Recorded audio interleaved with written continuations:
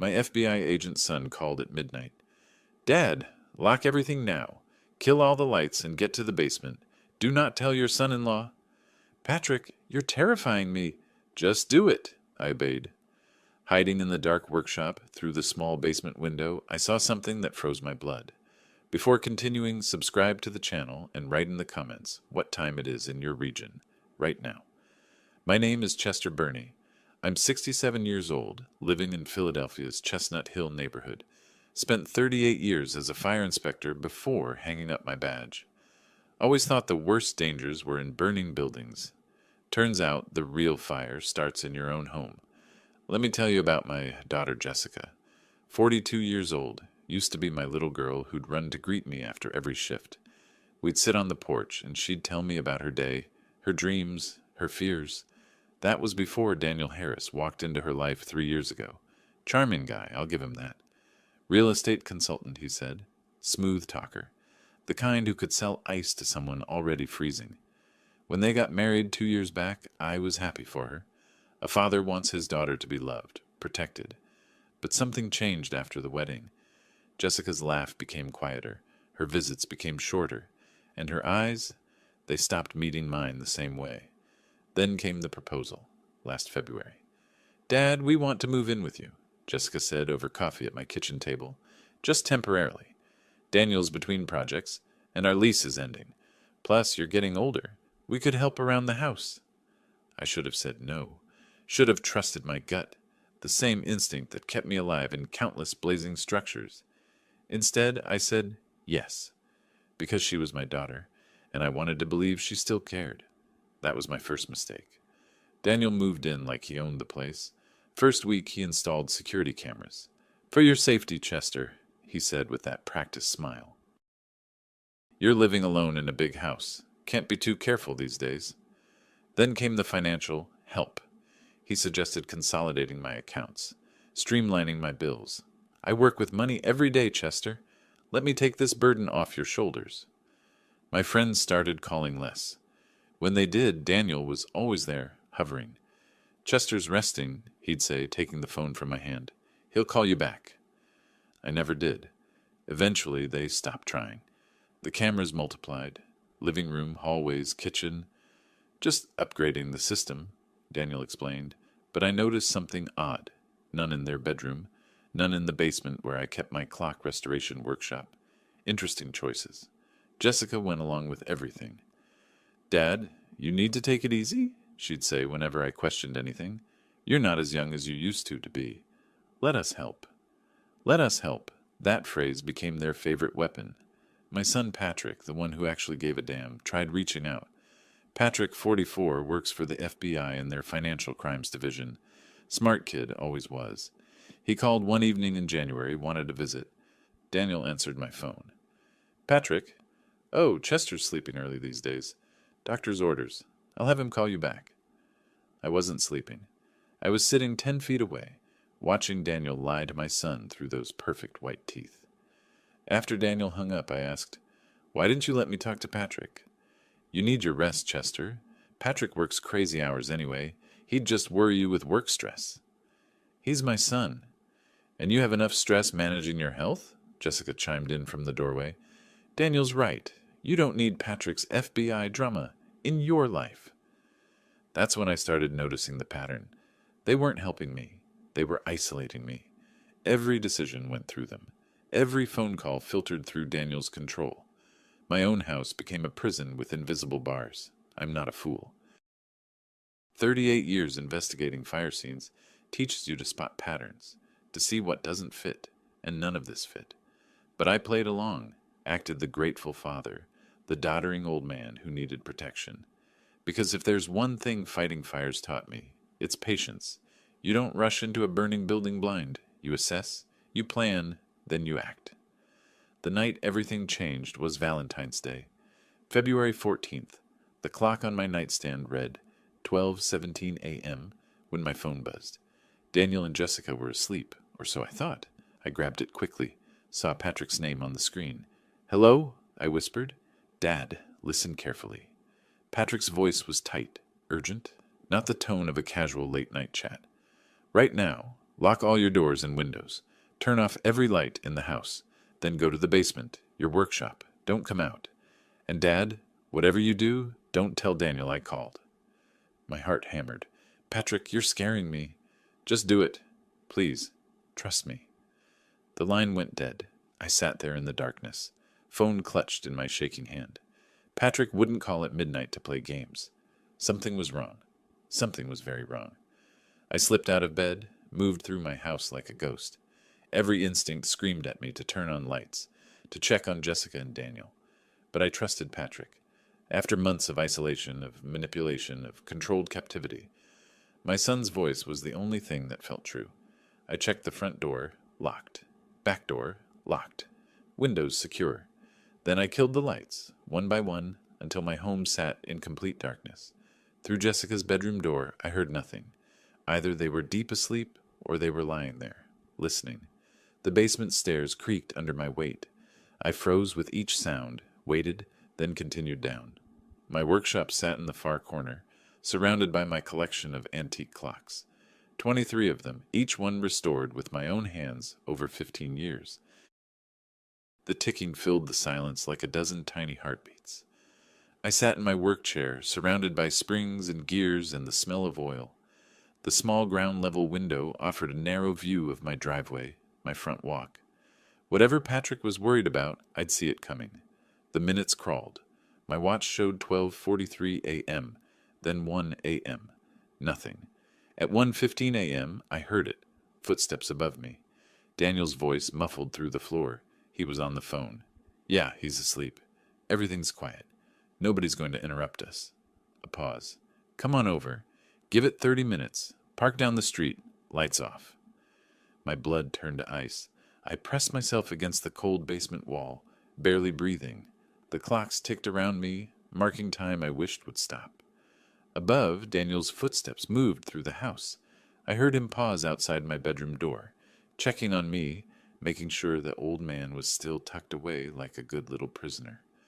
The workshop window sat just above ground level, offering a narrow slice of the outside world. I positioned myself in the darkest corner, where I could see out but remain invisible. My heart pounded so hard I thought Daniel might hear it through the floorboards. I used to sit in this exact spot with Jessica when she was 8 years old.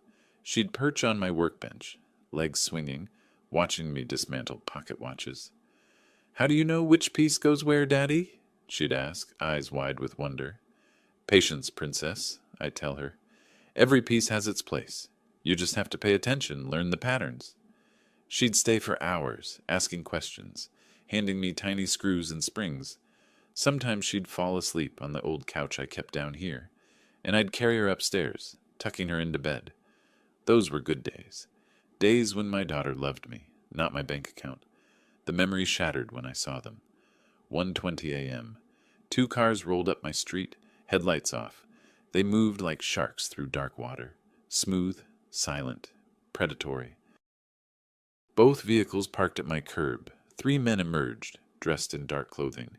No faces visible, no identifying features, just shadows, moving with purpose. Daniel opened my front door before they knocked. Through the narrow window, I watched them file into my home. My home, the place where I'd raised 2 children, where my wife had died peacefully in our bed, where every room held 4 decades of memories. And now these strangers walked through my door like they owned it.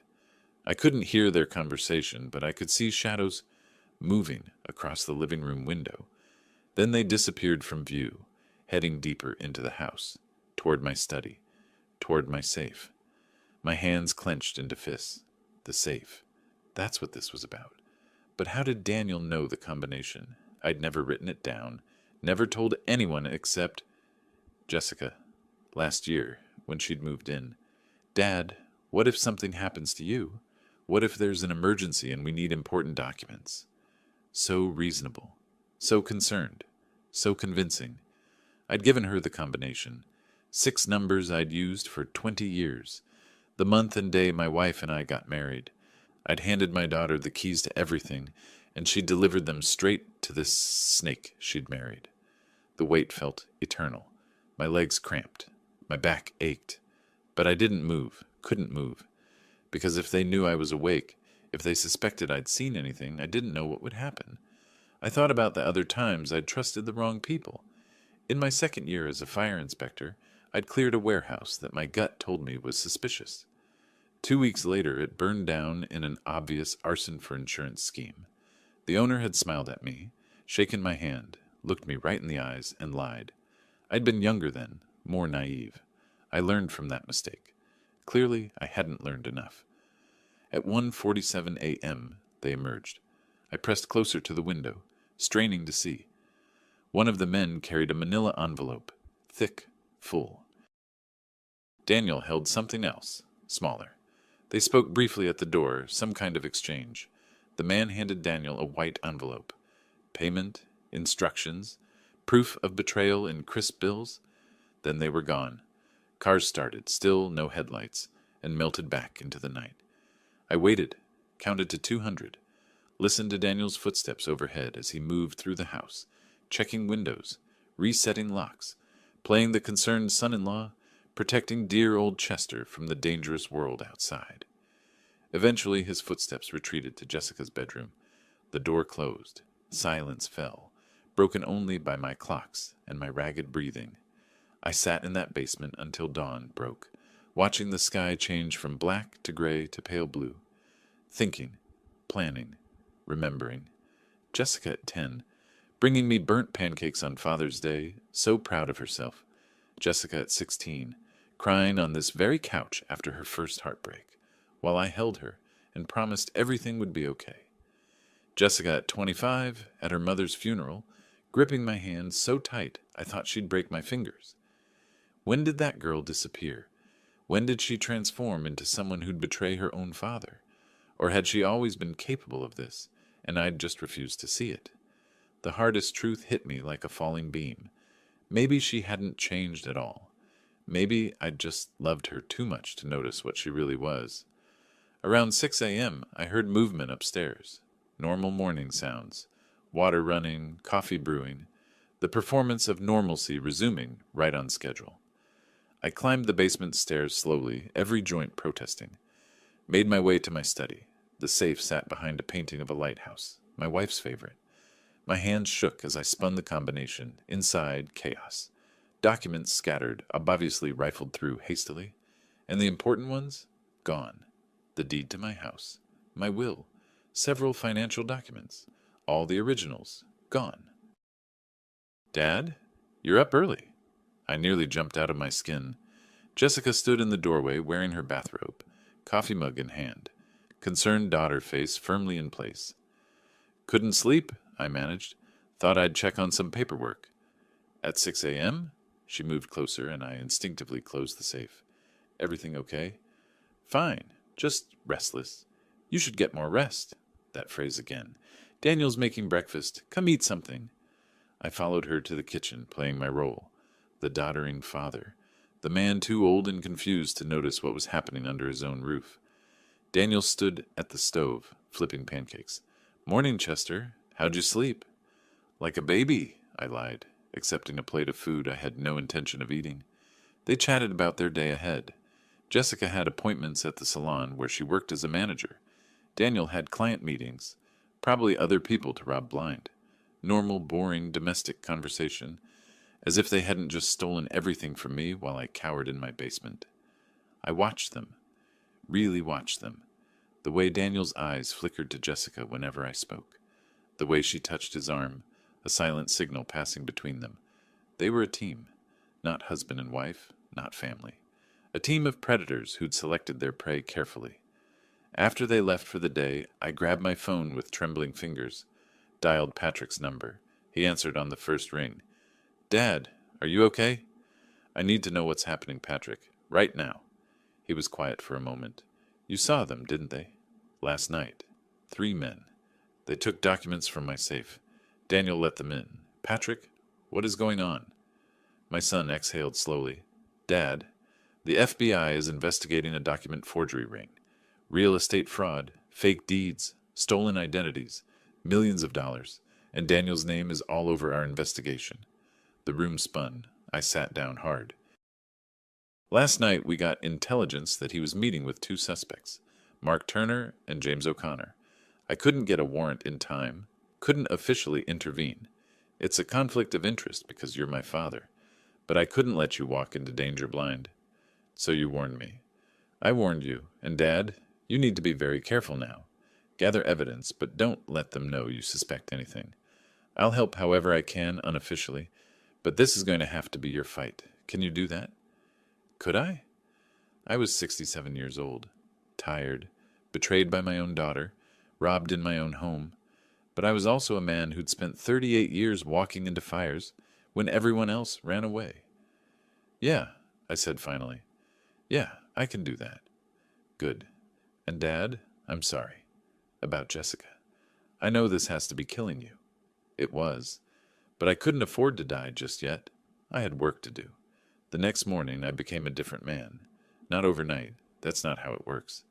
But that phone call with Patrick flipped a switch somewhere deep inside me. The frightened old man hiding in his basement, he was gone. In his place stood someone who'd spent decades walking into burning buildings while others ran away. I started watching them. Really watching. Daniel left the house around 9 that morning. Meeting with clients, he announced, kissing Jessica on the cheek. Such a devoted husband. I watched from my chair in the living room, pretending to read the newspaper. The moment his car turned the corner, I was up. Jessica was in the shower. I had maybe 10 minutes. Their bedroom looked normal at first glance. Bed made, clothes folded, everything neat. But I'd investigated enough crime scenes to know that people hide things in predictable places. Under the mattress, nothing. Dresser drawers, clothes, some jewelry. Then I checked the closet. Behind a stack of Daniel's dress shirts, tucked into a shoebox. Documents. Copies of bank statements. Not mine, someone else's. 3 different people, actually. All with significant balances. All with notes in Daniel's handwriting. Good candidate. An easy mark. I photographed everything with my phone, hands steady despite my racing heart. Put it all back exactly as I'd found it. By the time Jessica finished her shower, I was back in my chair, newspaper in hand. Just another boring Tuesday morning. Want more coffee, Dad? She asked, walking past me to the kitchen. No thanks, sweetheart. Sweetheart. The word tasted like ash in my mouth, but I smiled, played my role. Over the next week, I cataloged everything. Daniel's patterns were predictable once you knew what to look for. Every Wednesday, he'd spend 2 hours in my study, with the door closed, making phone calls. Every Friday, he'd take out the trash personally, never let me do it, controlling even the garbage, probably destroying evidence. So I started getting up before dawn on Fridays, checking the trash before he took it out. That's how I found the draft document that changed everything. It was crumpled at the bottom of the kitchen trash, coffee grounds staining one corner. A legal petition. I smoothed it out on my workbench, reading by the light of my desk lamp. Petition for determination of incapacity and appointment of guardian. My name was on it, Chester Burney, age 67. The petition claimed I was suffering from dementia, unable to manage my own affairs, a danger to myself. It requested that Daniel Harris and Jessica Burney Harris be appointed as my legal guardians, with full control over my finances, property, and medical decisions. I read it 3 times. Each time, my anger burned hotter. The document was dated but not yet filed. A draft. They were still perfecting their theft, making sure every detail was right before they sprang the trap. I thought about confronting them, throwing the petition in their faces, demanding answers. But that's not how you win wars. You don't attack when your enemy expects it. You wait. You plan. You strike when they're confident they've already won. Jessica came home from the salon that afternoon, chattering about a difficult client. I listened, nodded, made sympathetic sounds, all the while thinking about that petition hidden in my workshop safe. You seem quiet today, Dad, she said over dinner. Everything okay? Just tired, honey. Getting old, I guess. Daniel snorted. Aren't we all? Speaking of which, Chester, I've been meaning to talk to you about your medications. I think we should schedule an appointment with your doctor. Make sure everything's optimized for someone your age. Someone your age. As if 67 meant I had 1 foot in the grave. My doctor says I'm healthy as a horse. Sure. But a second opinion never hurts. I know a specialist. Dr. Morrison. Very experienced with geriatric patients. I bet he did. Probably the same doctor who'd sign off on their incompetency claim. I'll think about it, I said. After dinner, I retreated to my workshop, sat among my clocks, listening to their ticking. Time passing, time running out. But not for me, for them. I pulled out my phone and searched for family law attorneys in Philadelphia.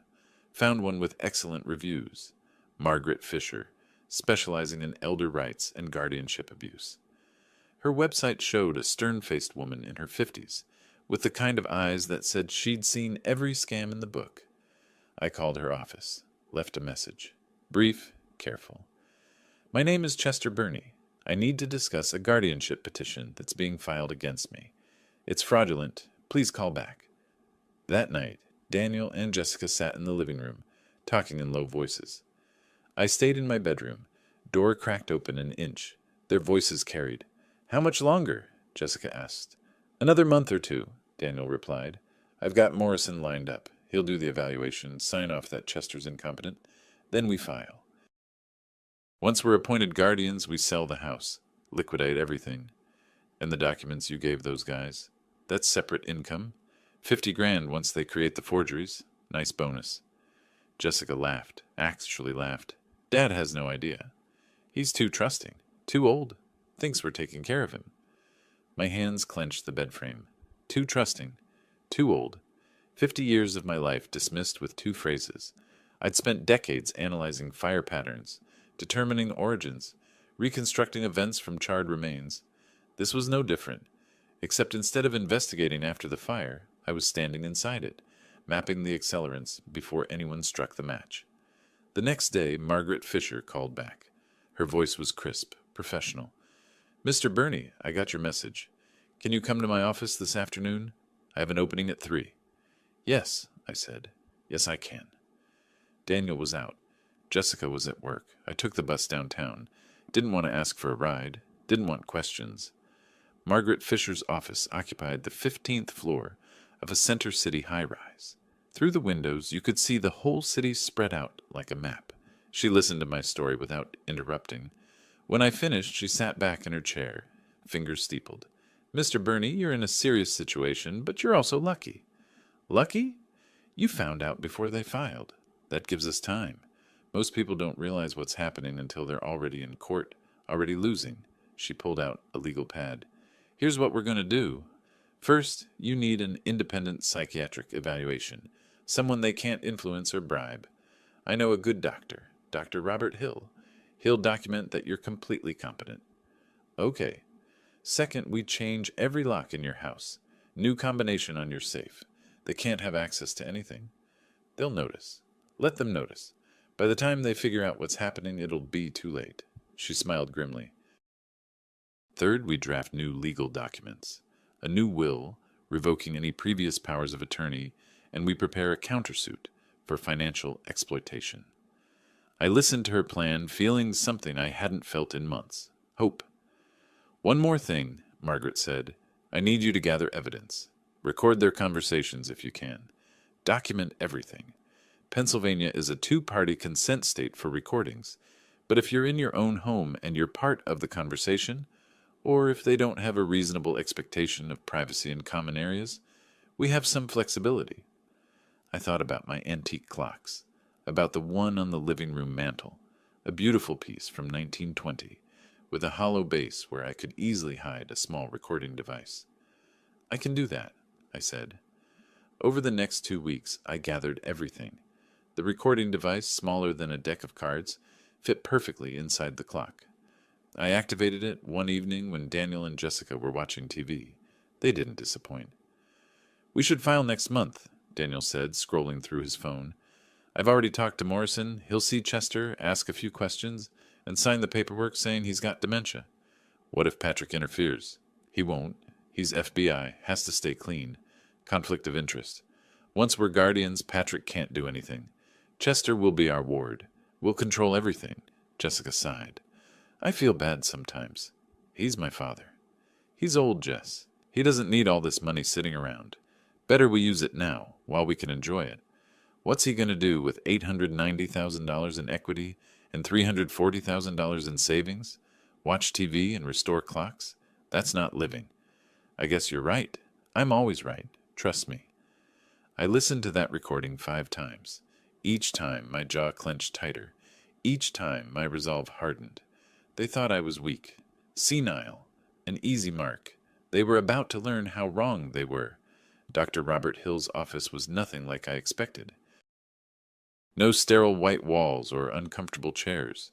Instead, it felt like someone's study. Books lining the shelves, warm lighting, comfortable leather furniture. The kind of place where you could actually think clearly. "Mr. Burney," he said, shaking my hand, "Margaret Fisher speaks very highly of you. She says you're dealing with a difficult family situation." That's one way to put it. Over the next 2 hours, Dr. Hill put me through a battery of tests, memory exercises, problem-solving tasks, questions about my daily life, my habits, my decision-making processes. He was thorough, professional, and I could tell he actually cared about getting it right. When we finished, he leaned back in his chair. "Mr. Burney, I'm going to be blunt with you. There is absolutely nothing wrong with your cognitive function. Your memory is excellent for someone half your age. Your reasoning is sound. Your judgment is clear. If someone's trying to have you declared incompetent, they're either mistaken or they're lying." "I know which one it is." "Yes," he said quietly. "I suspect you do." He typed up his report right there, printed it, and signed it. "This should give you the ammunition you need. If they try to pursue guardianship, this evaluation will shut them down." I tucked the report into my jacket. "Thank you, Dr. Hill. Take care of yourself, Mr. Burney. And if you need anything else, another evaluation, testimony, whatever, call me." The locksmith came the next day. I'd told Daniel and Jessica I'd be out all afternoon. A lie, but they didn't question it. Instead, I waited until they left for work, then had every lock in the house changed. New deadbolts, new keys, new safe combination. The locksmith, a gruff man named Pete, worked quickly and efficiently. "Kicked out some freeloaders?" he asked as he installed the last lock. "Something like that." Smart man. Never let people take advantage, even if they're family. Especially if they're family. After he left, I walked through my house, testing each lock. For the first time in months, I felt like I owned my own home again. They could live here, sure, but they didn't control it anymore. Margaret Fisher worked fast. Within a week, she'd prepared a stack of documents 6 inches thick. New will, Jessica got exactly what Pennsylvania law required she inherit, not a penny more. Revocation of all previous powers of attorney, a living trust protecting my assets, and the piece de resistance, a preliminary injunction preventing anyone from accessing my financial accounts without my explicit in-person authorization. "We'll file this quietly," Margaret explained. "They won't know until they try something and get shut down." "What about their petition? If they file it, we'll be ready. We have Dr. Hill's evaluation, evidence of their financial exploitation, and testimony from you about their isolation tactics. Any judge will see through it immediately."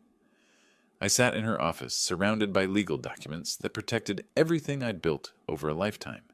It felt like putting on armor. "There's one more thing," I said. I pulled out my phone, played the recording of Daniel and Jessica discussing their plan. Margaret listened, her expression darkening. When it finished, she was quiet for a long moment. "Mr. Burney, this is evidence of fraud and financial exploitation. With your permission, I'd like to contact Adult Protective Services. They need to know about this." "Not yet," I said. "I want to see their faces when they realize what's happened, when they understand they've lost." She studied me. "You're angrier than you let on." "I'm a father whose daughter is trying to rob him blind. Wouldn't you be?" "Yes," she admitted. "But anger is dangerous. It makes us reckless." "I'm not being reckless. I'm being methodical. I spent 38 years investigating fires." "This is no different. I'm just building my case before the flames catch." 3 weeks after my midnight phone call from Patrick, I was ready.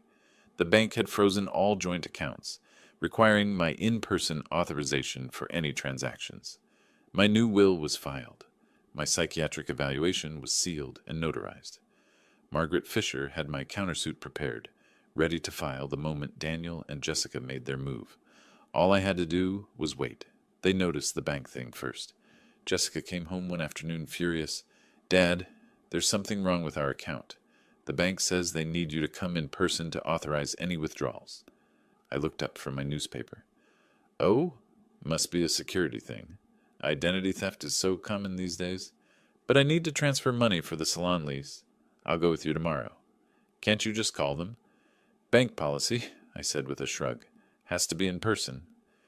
I didn't go with her, of course. Let her make the trip herself.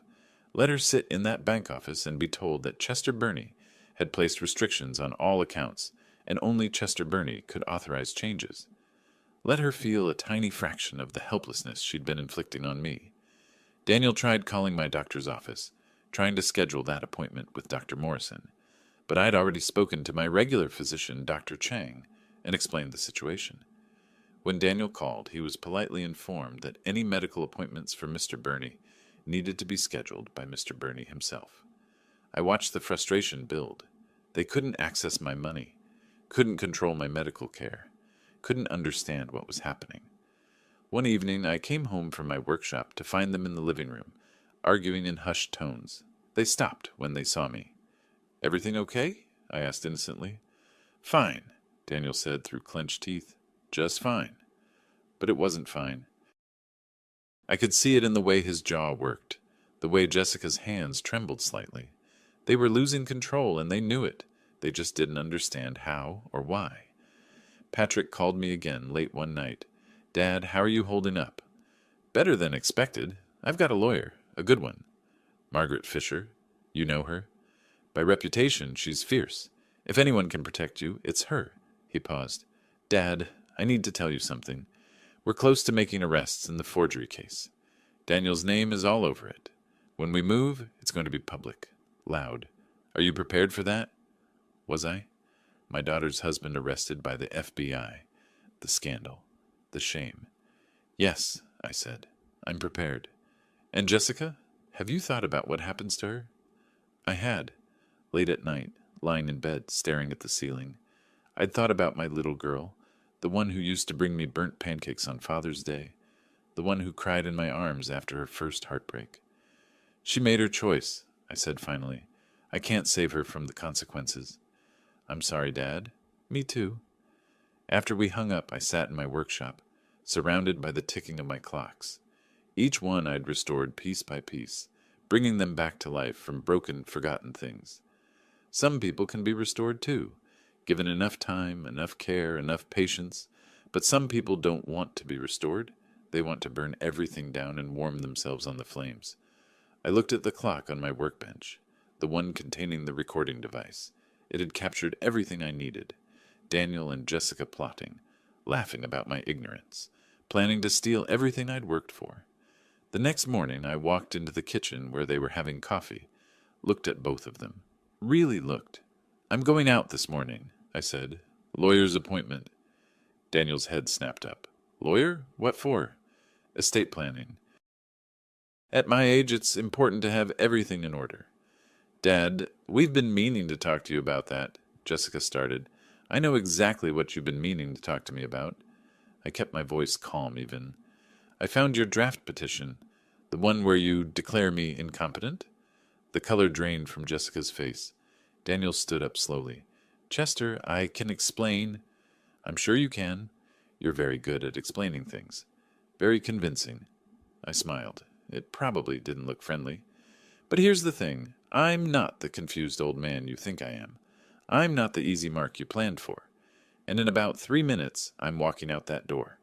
When I come back, I expect you both to be gone. You can't, Daniel started. This is my house. My name is on the deed, the original one before you stole it. My locks have been changed. My accounts are protected. And if you're not gone by the time I get back, I'll have the police remove you. Jessica's eyes filled with tears. Daddy, please. Don't. The word came out sharp.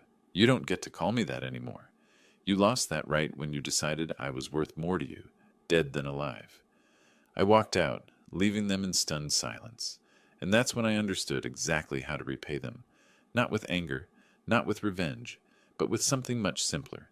The truth, delivered at exactly the right moment, in exactly the right way. They wanted to destroy me legally. I'd beat them legally. They wanted my money. I'd make sure they never saw a cent. They wanted to declare me incompetent. I'd prove I was the smartest person in the room. The game was just beginning, and this time I was holding all the cards. I spent the rest of that day at Margaret Fisher's office, finalizing everything. She worked with the precision of a surgeon, each document another incision removing the tumor that was Daniel and Jessica from my life. "This is the eviction notice," she said, sliding a stack of papers across her mahogany desk. "Pennsylvania law requires 30 days. They have until the end of next month to vacate. What if they refuse? Then the sheriff's department removes them. Physically, if necessary." She smiled grimly. "I've done this before, Mr. Burney. People who exploit the elderly rarely go quietly, but the law is very clear about property rights." The new will sat in front of me, 20 pages of legal language that basically said Jessica would get exactly what Pennsylvania required by law, not a penny more. Everything else would go to Patrick, with provisions for charitable donations. My workshop tools, my clock collection, the things that mattered, those went to my son who'd actually earned them. Sign here, initial here, and here. Margaret pointed to yellow tabs marking each signature line. My hand was steady. Funny how calm I felt, considering I was essentially cutting my daughter out of my life. But then again, she'd cut me out first. I was just making it official. "There's one more thing," I said. "I want to file a complaint with Adult Protective Services. Document everything they've done." Margaret nodded. "I was hoping you'd say that. It creates a paper trail. If they try anything else, harassment, defamation, false accusations, we have documentation of their pattern of abuse." The word felt strange. Abuse. I'd never thought of it that way. They'd been so subtle, so careful. But that's exactly what it was, wasn't it? Financial exploitation, emotional manipulation, isolation from my support system. "Do it," I said. That evening I returned home to find Daniel's car in the driveway. My car, technically. The one I'd let him borrow indefinitely because it's just sitting there collecting dust, Chester. I walked in through the new locks I'd had installed. The click of the bolt sliding home felt like victory. They were in the living room, sitting close together on the couch. Plotting, probably. They looked up when I entered, and I saw something new in their eyes. Fear. They were starting to realize something was wrong, even if they didn't know what yet. "We need to talk," Daniel said, standing up. "About this morning. You were upset. I wasn't upset. I was clear. You both need to leave my house." "Dad, please." Jessica's voice cracked. "Can we just discuss this like adults?" Adults don't steal from their parents. Adults don't plot to have their father declared incompetent so they can rob him blind. I kept my voice level, calm. "You want to talk like adults? Fine. I know about the petition. I know about your plan with Dr. Morrison. I know about the documents Daniel gave to his criminal friends." Daniel's face went pale. "I don't know what you're talking about." "Save it. I have recordings. I have evidence. And in about 2 weeks, you're both going to receive some very interesting legal documents." I walked past them toward my workshop. I'd start looking for a new place to live if I were you. "You can't just kick us out." Daniel's voice rose. "We have rights." I turned back. "No, Daniel. You have 30 days. That's what Pennsylvania law gives you. After that, you have nothing." His hands clenched into fists. For a moment, I thought he might actually try to hit me. Part of me almost hoped he would. Assault would make Margaret's job even easier. But Jessica put her hand on his arm. "Daniel, don't." "Your daughter's smarter than you," I said. "She knows when to quit." I went down to my workshop, locked the door behind me, and sat among my clocks. They ticked steadily, marking time. In 30 days, this house would be mine again. Really mine. Not a prison where I was slowly suffocated by my own kindness. My phone buzzed. "Patrick, how'd it go?" he asked. "Documents are filed. Locks are changed. They know something's wrong, but not exactly what." "Good. Dad, I need to tell you something. We're moving on Daniel soon. Maybe a week, 2 at most. The investigation's almost complete." "Will Jessica be charged?" Silence. Then, "We don't think so. She's involved in the guardianship scheme, but the document forgery is all Daniel. We can prove he stole from you, gave documents to Turner and O'Connor. Jessica's connection is more circumstantial."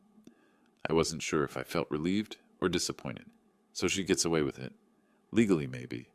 But Dad, she's about to lose everything. Her husband goes to prison. She loses her home. Her father cuts her off. That's not exactly getting away with it. He was right.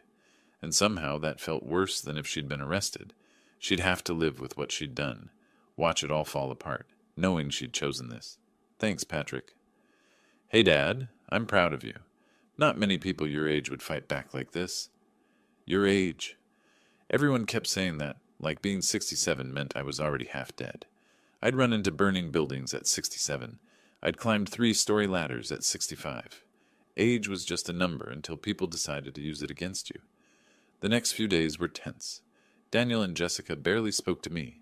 They'd have whispered conversations that stopped when I entered a room. I watched them panic slowly, like water coming to a boil. Jessica tried one more time. She knocked on my workshop door late one evening. Dad, can I come in? Doors open. She stepped inside, looking around at my clocks, like she was seeing them for the first time. I remember watching you work on these when I was little. You'd let me hand you tools, explain how each piece fit together. You were a good helper? Was I? She sat on the old couch. What happened to us, Dad? When did everything go wrong? I set down the pocket watch I'd been cleaning. You tell me, Jessica. When did you decide I was worth more to you as a legal ward than as a father? She flinched. Daniel said it would be easier this way, that you'd be taken care of, but we could manage things for you. Keep the house in the family. By declaring me incompetent? He said it was just paperwork, that nothing would really change. And you believed him? Smart, college-educated woman like you? I shook my head. Or did you just want to believe him because it meant getting what you wanted without feeling guilty? Tears rolled down her cheeks. I don't know anymore. I don't know what I was thinking. That's the problem, Jessica. You weren't thinking. Or maybe you were thinking too much about money and not enough about what it would cost you. She wiped her eyes. Is there any way to fix this? Can we start over? No, I said simply. We can't. Trust doesn't grow back once you burn it down. She left without another word. 3 days later, the papers arrived. I wasn't home when the sheriff's deputy delivered them. I'd planned it that way, spent the afternoon at the library, then grabbed coffee at a small shop on Germantown Avenue. Let them receive those documents without me there to watch. Sometimes the aftermath is sweeter than the moment itself. When I returned around 5, both cars were still in the driveway. I walked in to find Jessica sitting at the kitchen table, papers spread in front of her, face buried in her hands. Daniel stood by the window, the eviction notice crumpled in his fist. They didn't hear me come in at first. I stood in the doorway, watching. This was it. The moment everything I'd built came together. This is impossible, Daniel was saying. He can't do this. He's incompetent. We were going to prove it. He has a psychiatric evaluation, Daniel. Jessica's voice was hollow. Dated 2 weeks ago. From Dr. Robert Hill. Says he's completely competent, sharp as anyone half his age. So get another evaluation. It doesn't work that way. She slammed her hand on the table. Don't you understand? He knew. He knew what we were planning, and he... She saw me then. Her eyes went wide. Dad! Daniel spun around. The color drained from his face so fast I thought he might pass out. His mouth opened, closed, opened again. No sound came out. He looked like a fish drowning in air. Good evening, I said pleasantly. I see you got my lawyer's correspondence. Your lawyer? Daniel finally found his voice. It came out strangled, 2 octaves higher than normal. You don't have a lawyer? Margaret Fisher, excellent attorney, specializes in elder abuse cases. She's handled dozens like this. I walked to the table, picked up one of the documents. Ah, the eviction notice. 30 days, just like I said. Pennsylvania law. Jessica's hands trembled as she shuffled through papers. There's a civil suit here, for emotional distress.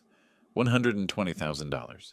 Yes, that's roughly what I calculate your scheme cost me in mental anguish, sleep loss, and breach of trust. Margaret thinks we can prove it. This is insane! Daniel's face had gone from white to red, veins popping on his forehead. You can't! We'll fight this! We'll... Fight it with what money, Daniel?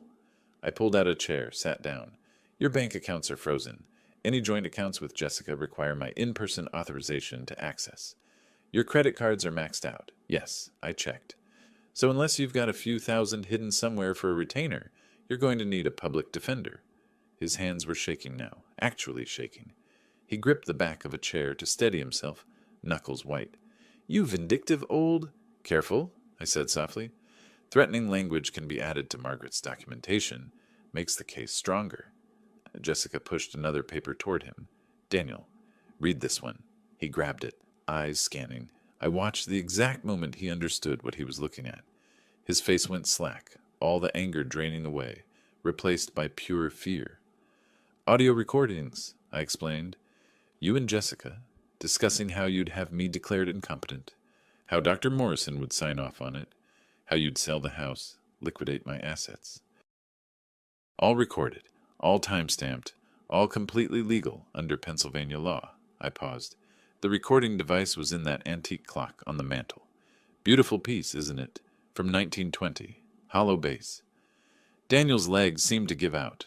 He sat heavily in the chair across from me. You were listening? Every word. For 3 weeks. I leaned back. You know what the funny thing is?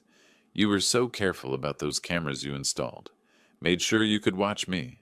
But you never thought I might be watching you too. Jessica was crying now, silent tears streaming down her face. Her shoulders shook. She looked younger suddenly, like the girl who used to help me in my workshop. But that girl was gone. This woman had chosen to betray me, and now she was learning what that choice cost. Dad, I'm so sorry. Stop. I held up my hand. You're not sorry you did it. You're sorry you got caught. There's a difference. Daniel tried one more time. Chester, listen. We can work this out. We'll drop everything, forget the guardianship petition. Oh, you'll drop it all right? Because I already filed my response with the court. Dr. Hill's evaluation, sworn testimony about your isolation tactics, evidence of financial exploitation, and those recordings. If you actually file that petition now, you'll be laughed out of court. Worse, you'll give me more ammunition for the civil suit. We'll move out, Jessica said desperately. Today. Right now. Just drop the lawsuit, please. No. The word came out hard. You get 30 days because that's what the law requires, and the lawsuit stands. You wanted to steal everything from me. Now you'll pay for trying? Daniel stood up so fast his chair fell backward. This isn't over, old man. You think you're so smart, but you have no idea who you're... Careful, Daniel. I stayed seated, calm. Because there's one more thing you should know. My son Patrick, the one you worked so hard to keep away from me, he's FBI, works in financial crimes. And it turns out he's very interested in your real estate consulting business. Something about forged documents. The color vanished from his face again. This time his legs actually buckled. He caught himself on the table, breathing hard. That's right. Those men who visited the night of February 14th, Mark Turner and James O'Connor, the FBI knows all about them, and they know about what you gave them. Stolen property documents from my safe. Federal offense, Daniel. Grand theft, conspiracy to commit fraud, and about 6 other charges I can't remember.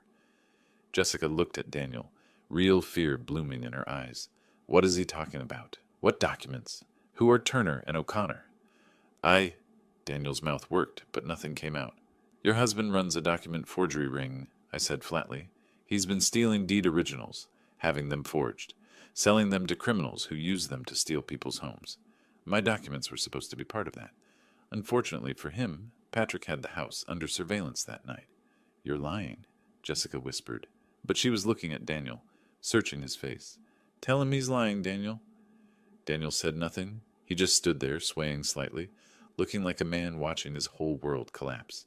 Get out, I said quietly. Both of you. Go to your room, pack what you need for tonight, and get out of my sight. You can come back for the rest later, during daylight hours when I'm not home. You said we had 30 days, Daniel started. That's legally. What I'm telling you now is practically, get out. They went. Upstairs, moving like zombies, shell-shocked and broken. I heard drawers opening, closets sliding, the sounds of rapid packing. 30 minutes later, they came down with suitcases, not looking at me. At the door, Jessica turned back one last time. Dad! Go, Jessica. She did. I locked the door behind them. New locks, new keys, new life. stood in the sudden silence of my house. My house. Not a prison anymore, not a trap, just a house, waiting for me to decide what came next. The clocks in my workshop chimed 6 o'clock. Right on time. Everything was right on time. I called Patrick. "They know," I said. "Everything." "How'd they take it?" I thought about Daniel's face, that progression from shock to fear to absolute despair. About Jessica's tears, her trembling hands, the way she'd looked at her husband with dawning horror. "About as well as you'd expect," I said. "When are you moving on, Daniel?" "Soon, maybe a week. We need to coordinate with local police, get everything lined up." "He'll run." "Let him try. We're watching him. Has been since that night in February." After we hung up, I went down to my workshop, sat in my chair, surrounded by the steady ticking of my clocks. Each one I'd restored from broken pieces, brought back to life through patience and care. Some things could be restored. Others just needed to be thrown away. I picked up my current project, a pocket watch from 1895. Beautiful piece, but the spring had snapped. I had a replacement ordered due to arrive any day now. Fix what could be fixed. Replace what couldn't. Move forward. It was the only way to survive. The courtroom smelled like old wood and nervous sweat. I'd been in courthouses before, testifying as a fire inspector, but never as the defendant in someone's scheme to rob me of my independence. The hearing was set for a Thursday morning, 2 weeks after I'd kicked them out. Margaret Fisher sat beside me at the defense table, crisp and professional in her navy suit. Across the aisle, Daniel and Jessica huddled with their public defender, a young man who looked fresh out of law school and way over his head. Judge Sandra Morrison, no relation to the corrupt Dr. Morrison, who was supposed to certify me incompetent, presided over the proceedings. She was in her 60s, silver-haired, with the kind of sharp eyes that missed nothing. "This is a petition for determination of incapacity," she began, reading from the file. "Mr. Harris and Mrs. Harris Burney are requesting to be appointed guardians of Mr. Chester Burney, claiming he is unable to manage his own affairs due to cognitive decline." Their lawyer stood. "Your Honor, we have witnesses who can attest to Mr. Burney's deteriorating condition, concerning behavior, memory lapses, poor judgment." "I'm sure you do," Judge Morrison said dryly. "Ms. Fisher, I see you filed a response." Margaret stood, and I swear the temperature in the room dropped 5 degrees. "Yes, Your Honor. A comprehensive response that includes independent psychiatric evaluation, audio evidence of fraud, and testimony regarding the petitioner's true motivations." Daniel's face went pale. He whispered urgently to his lawyer, who looked increasingly uncomfortable. "Let's hear the petitioner's evidence first," the judge said. They called 3 witnesses. Mrs. Henderson, from 2 doors down, who claimed I'd been wandering the neighborhood confused. Mr. Patel from the corner store, who said I'd forgotten how to work the credit card machine. And Daniel's friend Mike, who testified I'd asked him the same question 5 times in one conversation. All lies, all coached. I recognize the pattern.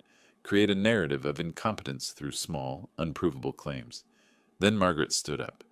"Your Honor, I'd like to present evidence that directly contradicts these testimonies." She pressed play on the audio recorder. My voice filled the courtroom, clear and sharp, recorded 3 days before the hearing. "Margaret, I've reviewed the Peterson case law you mentioned. The 2019 Pennsylvania Supreme Court decision in Commonwealth versus Sanders establishes precedent that testimony alone, without medical evidence, is insufficient for capacity determination. I suggest we cite that in our brief." Margaret's voice responded, "Excellent catch, Mr. Burney. Your legal analysis is spot on." The judge's eyebrow rose. "That's quite lucid for someone with cognitive decline." "There's more, Your Honor." Margaret handed her a document. "This is Dr. Robert Hill's psychiatric evaluation, conducted just last month. Dr. Hill is one of Pennsylvania's leading geriatric psychiatrists. His conclusion: Mr. Burney demonstrates complete cognitive competence, with memory and reasoning abilities in the superior range for his age group." Jessica's lawyer tried to object. "Your Honor, one doctor's opinion is significantly more credible than 3 neighbors with no medical training." Judge Morrison cut him off. "Continue, Ms. Fisher." "Your Honor, I have audio recordings of the petitioners discussing their true motivation." Margaret nodded to me. I pulled out my phone, connected it to the courtroom's sound system. My hands were steady. This was the moment I'd been waiting for. Daniel's voice crackled through the speakers. Another month or two and we file. Morrison will sign off that the old man's incompetent. Then we sell the house, liquidate everything. Jessica's laugh followed. Dad has no idea. Thinks we're taking care of him. The courtroom went silent. You could have heard a pin drop on carpet. Daniel shot to his feet. That's illegal. You can't record. Actually, Margaret said calmly, Pennsylvania is a two-party consent state, but with an exception. When recorded in one's own home, in common areas where there's no reasonable expectation of privacy, it's perfectly legal. Mr. Burney was in his own living room. The recording device was in his own clock. Everything is admissible. The judge looked at Daniel and Jessica like they were something she'd scraped off her shoe. Is there anything else, Miss Fisher? Yes, Your Honor. I'd like to call a witness. Special Agent Patrick Burney of the Federal Bureau of Investigation. The courtroom doors opened. Patrick walked in wearing his FBI credentials and a dark suit. He looked every inch the federal agent he was. I felt a surge of pride watching my son stride to the witness stand.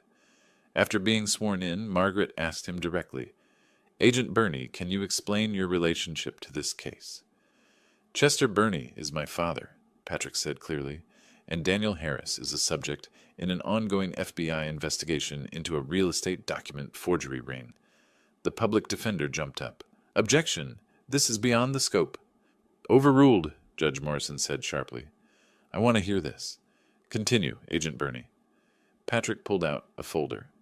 On the night of February 14th of this year, Daniel Harris met with two suspects in our investigation, Mark Turner and James O'Connor. During this meeting, which took place at my father's residence, Mr. Harris provided them with original property documents stolen from my father's safe. These documents were intended for use in creating forged deeds. I watched Daniel's face cycle through emotions. Shock, fear, rage, then something like resignation. He knew it was over. Jessica just stared at Patrick, mouth open, probably only now understanding exactly what her husband had been doing.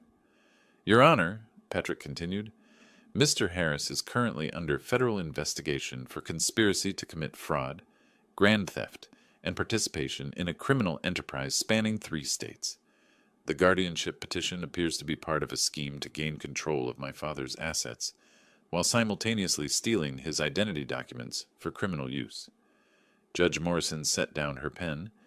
Mr. Harris, do you have anything to say? Daniel's lawyer whispered urgently in his ear, but Daniel just shook his head, defeated. In that case, the judge said, this petition is denied.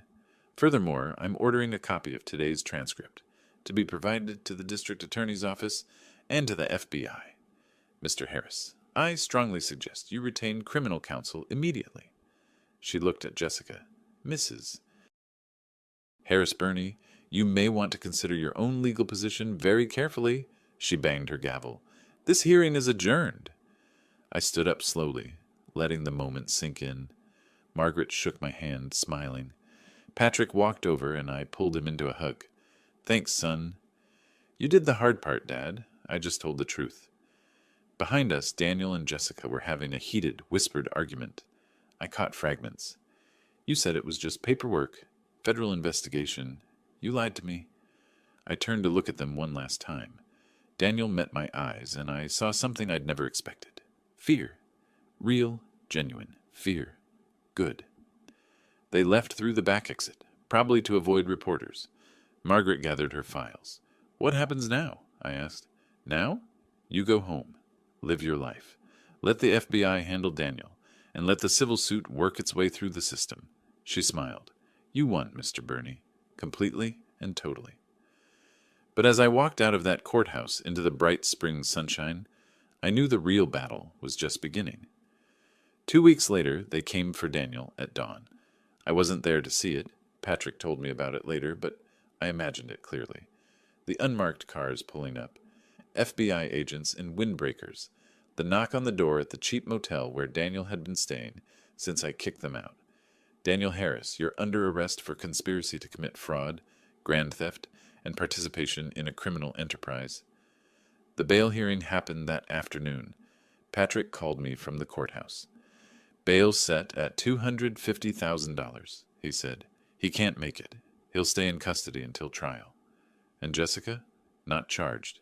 Yet. We don't have enough evidence that she knew about the forgery ring. The guardianship scheme is a civil matter, not criminal. I sat in my workshop, phone pressed to my ear, surrounded by the ticking of my clocks. Part of me felt relief that Jessica wasn't facing federal charges. Part of me felt something darker, disappointment that she'd get away with trying to rob me.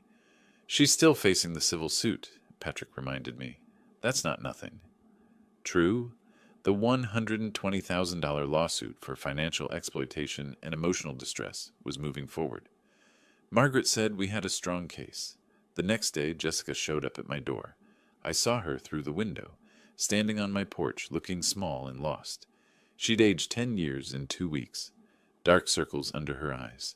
Clothes that didn't quite fit right, probably borrowed from whatever friend was letting her crash on their couch. I almost didn't answer. Almost let her stand there until she gave up and left. But I opened the door. "Dad," she said, voice cracking. "Please, I need to talk to you." "About what? How you tried to have me declared incompetent? How you planned to steal my house? Or maybe about how your husband is a federal criminal and you helped him?" Tears spilled down her cheeks. "I didn't know about the forgery. I swear I didn't know." "But you knew about the guardianship plan. You laughed about it. I heard you." I know. She wrapped her arms around herself. "Dad, I'm so sorry. I was stupid and greedy, and I let Daniel manipulate me into thinking—" She stopped, wiped her eyes. "Can I come in? Please?" Every instinct screamed, "Send her away." She made her choice. But she was still my daughter, and despite everything, I needed to hear what she had to say. I stepped aside. She walked in slowly, looking around like she'd never seen the place before. We sat in the living room, her on the couch, me in my chair, the same positions we'd sat in 1,000 times before everything went wrong. "Daniel's lawyer says he's going to prison," she said quietly. "Federal charges. They're talking about 15 to 20 years. "Good," she flinched. "Dad." "What did you expect me to say, Jessica? That I feel sorry for him? He tried to steal everything from me. He used my own daughter to do it. And he's a criminal who's been stealing from other families, too. He deserves whatever he gets." "I know. You're right." She twisted her wedding ring. "I'm filing for divorce. My lawyer says it'll protect me from his debts, from the restitution he'll owe." "Smart. At least you're thinking about self-preservation now." The bitterness in my voice made her wince. Good. She should feel it. "I need to ask you something," she said. "The lawsuit. The $120,000. Dad, I don't have that kind of money. I can barely afford rent. If you win, and Margaret says you will, it'll bankrupt me." "Yes," I said simply. "It will. So that's it. You're going to destroy me completely?" I leaned forward. "You tried to destroy me first. You laughed about it. You called me the old man like I was already dead. You planned to take everything, my home, my money, my independence, my dignity. And you smiled while you did it. I was wrong. You were worse than wrong. You were cruel. You were my daughter, Jessica. I loved you. I trusted you. And you betrayed me in the worst possible way." She sobbed openly now. "Is there anything I can do? Any way to make this right?" I thought about it. Really thought about it. Could she make it right? Could there be forgiveness, redemption, a way back? "Get a job," I said finally. "Work hard. Pay your debts. To me and to yourself. Maybe, in 10 years, 20 years, when you've proven you can be trusted again, we can talk. But right now, no. There's nothing you can do." She nodded, crying, and stood up. At the door, she turned back one more time. "I love you, Dad." "I loved you too," I said. Past tense. She heard it. She left. I locked the door behind her and went down to my workshop. Picked up the pocket watch I'd been working on. The replacement spring had arrived finally. I installed it carefully, wound the watch, and listened to it tick. Perfect timing. Fixed. Some things could be fixed. Others just had to be cut away. The next week was a blur of legal proceedings. Daniel's preliminary hearing. Jessica's lawyer trying to negotiate a settlement on the civil suit. Margaret shut that down fast. More meetings, more paperwork, more signatures. Through it all, I kept working on my clocks. It was meditative, therapeutic. Each tiny gear and spring finding its proper place. Time moving forward, steady and unstoppable. Patrick came by one evening with takeout Chinese food. We sat at my kitchen table, just the two of us. "How are you holding up?" he asked. "Better than I expected. Worse than I hoped." "That's honest." He picked at his lo mein. "Dad, I need to tell you something. The FBI investigation is bigger than we thought. 23 victims across 3 states.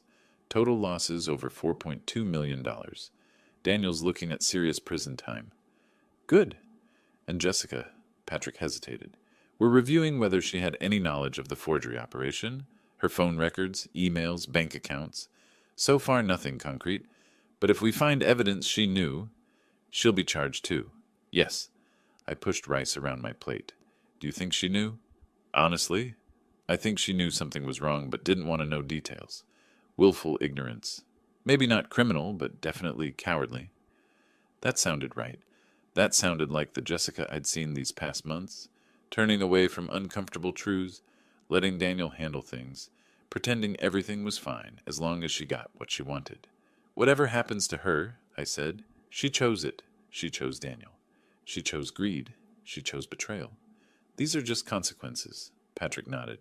"You're stronger than most people, Dad. Most people in your position would have given up, let it happen, become what they said you were." "Maybe. But I spent 38 years walking into fires. You don't survive that by giving up." We finished dinner. Patrick helped me clean up, then headed home to his own family. I stood at the sink, washing dishes, looking out the window at my yard. My house, my life, still mine.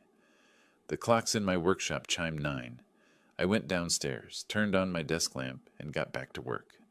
I had a beautiful 1895 pocket watch that needed its case polished. After that, a mantel clock from the 1920s that needed a new escapement. Time kept moving. I kept moving with it. And somewhere out there, Daniel sat in a cell, finally understanding what it meant to have everything taken away.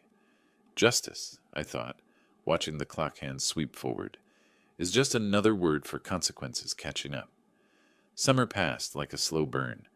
The FBI's case against Daniel expanded with each passing week. 23 victims, forged deeds across Pennsylvania, New Jersey, and Delaware. Families who'd lost their homes to criminals using fake documents. Elderly people like me who'd been targeted, isolated, robbed. Patrick kept me updated. The prosecutors pushing for maximum sentencing. They want to send a message. "Good," I said. We were having lunch at a diner near his office. "How many messages do you think it'll take before people stop preying on the elderly?" "Not enough." He pushed his sandwich around his plate. "But it's a start." The civil suit moved forward too. Margaret had built an airtight case. Audio recordings, bank records, testimony from Dr. Hill, documentation of their isolation tactics. Daniel's public defender tried to negotiate a settlement, but Margaret shut that down immediately. "They wanted everything from you," she told me. "They don't get to negotiate now." I liked her style. Then, on a humid afternoon in late summer, my doorbell rang. I opened it to find Jessica standing there, and I barely recognized her. She'd aged a decade in 4 months, gray streaks in her hair that hadn't been there before, clothes that hung loose on a frame that had lost weight, dark circles under eyes that couldn't quite meet mine. She looked like she'd been hollowed out from the inside. "Dad," she said. Her voice was smaller than I'd ever heard it. "Can we talk?" I should have said no, should have closed the door, protected myself from whatever manipulation she'd prepared. But curiosity won out. I wanted to see if there was any genuine remorse in her, or if this was just another performance. I stepped aside. She walked in slowly, looking around at the house like she was visiting the museum of her former life. We sat in the living room. I didn't offer coffee. "I've been going to therapy," she said finally. 3 times a week. My therapist says I need to take accountability." "That's what therapists usually say." She flinched at my tone. "I know you hate me. I deserve that. But I need to say this, whether you believe me or not." She took a shaky breath. "I was wrong. About everything. I let Daniel manipulate me into thinking you were a burden, that we deserved your money. that the guardianship was somehow for your own good. You laughed about it. I know. Tears started falling. I know. I was so focused on what I wanted, the easy life Daniel promised, the security, the money, that I stopped seeing you as my father. You became this obstacle, this thing in the way of what I thought I deserved. You stopped loving me. No. She looked up, desperate. I never stopped loving you. I just started loving money more, and I hate myself for that. I watched her cry. Part of me wanted to comfort her, the way I had when she was little, and the world seemed too big and scary. But that little girl was gone. This woman had made her choices. What do you want from me, Jessica? Nothing. I don't expect forgiveness. I don't expect you to drop the lawsuit or let me back into your life. I needed you to know that I understand what I did, how much I hurt you, and I'm sorry. Silence filled the room. My clocks ticked in the workshop below, marking seconds that felt like hours. Sorry doesn't undo it, I said finally. It doesn't give me back the year I spent being isolated and manipulated. It doesn't erase the recordings of you laughing about robbing me. It doesn't heal the wound of knowing my own daughter saw me as a mark. I know. But it's a start. I leaned forward. Here's what I need from you, Jessica. Not for me. For you. Get a job. Any job. Work hard. Pay your bills. Pay the judgment you're going to owe me. Live honestly. Prove to yourself that you can be better than what you became. And then maybe in 10 years, 20 years, when you've rebuilt yourself into someone trustworthy, we can talk. But right now, you're still the woman who tried to steal everything from me. She nodded, wiping her eyes. Okay, that's fair. She stood to leave. At the door, she turned back one more time. I hope someday you can forgive me. Maybe someday I will, I said. But that day isn't today. She left. I locked the door and went down to my workshop. Picked up a clock I'd been restoring. Beautiful piece from 1902. Needed a new mainspring. I installed it carefully, wound it up, and listened to it tick back to life. Some things could be restored. Others had to be set aside until you figured out if they were worth the effort. 3 weeks later, Patrick called. It's over, Dad. Daniel took a plea deal. What kind of deal?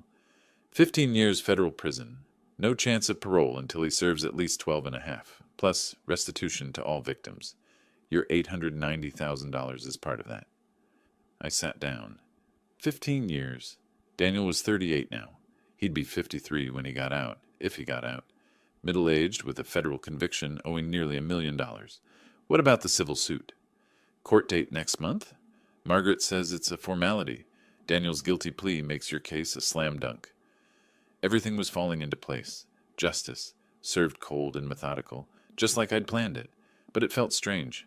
Hollow almost. I'd won. I'd protected myself, exposed the truth, brought criminals to justice.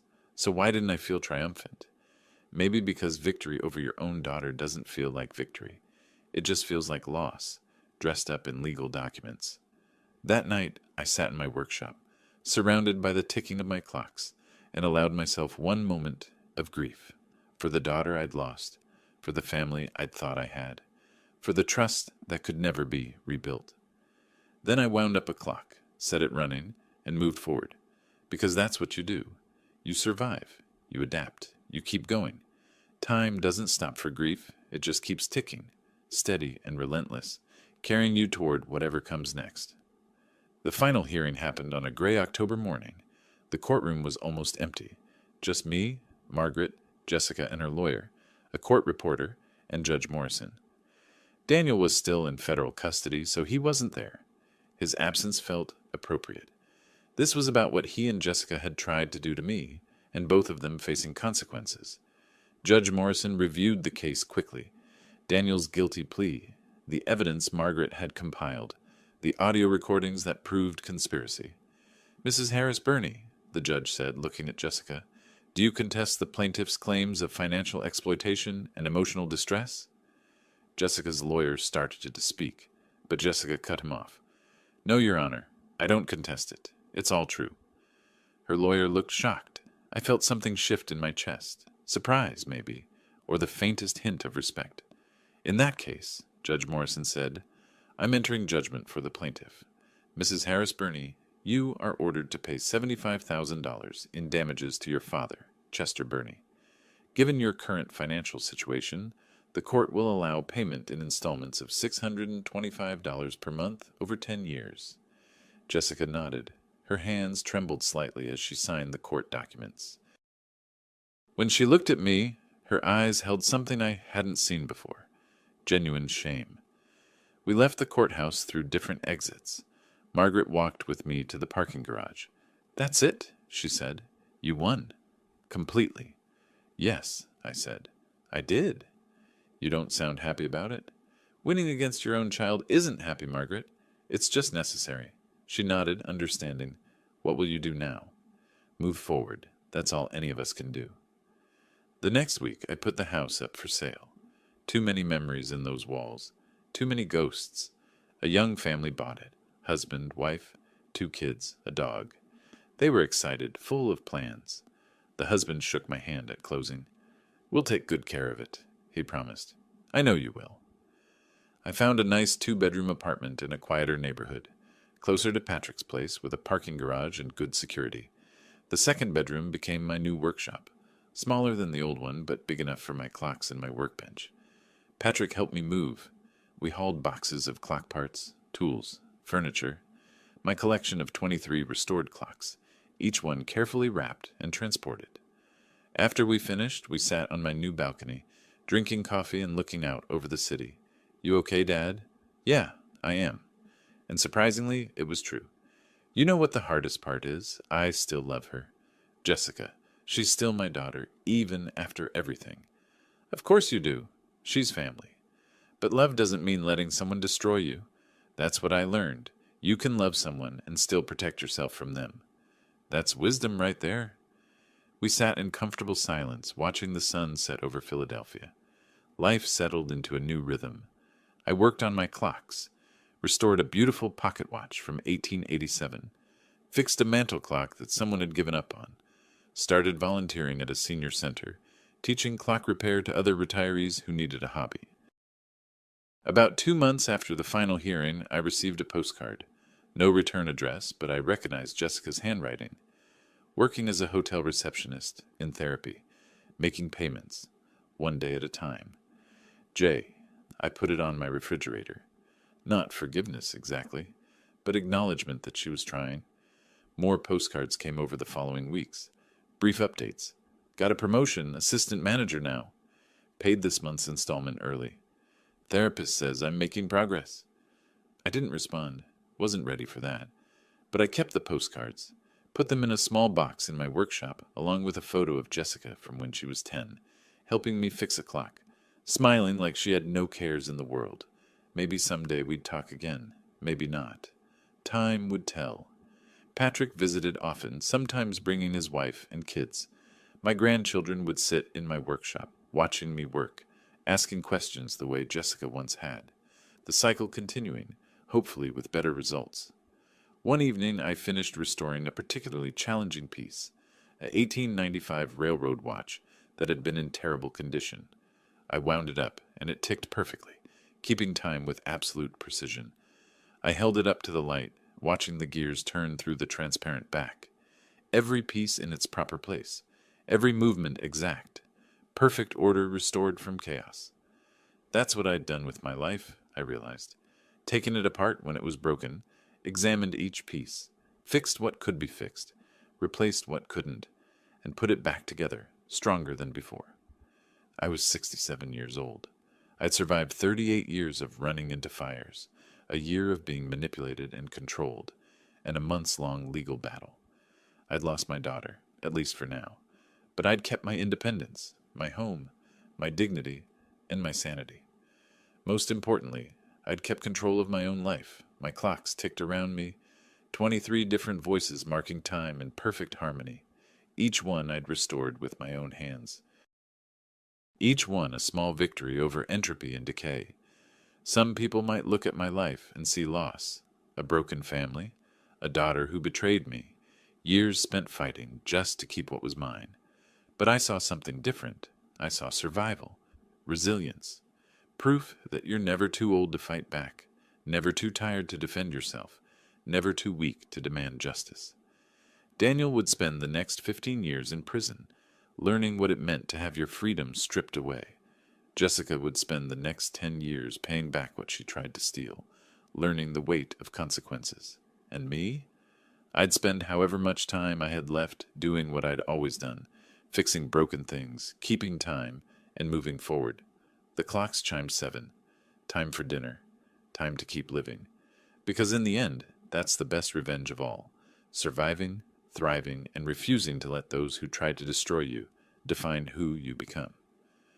I wound my favorite clock, the 1920 mantelpiece that had hidden my recording device, and smiled at the irony.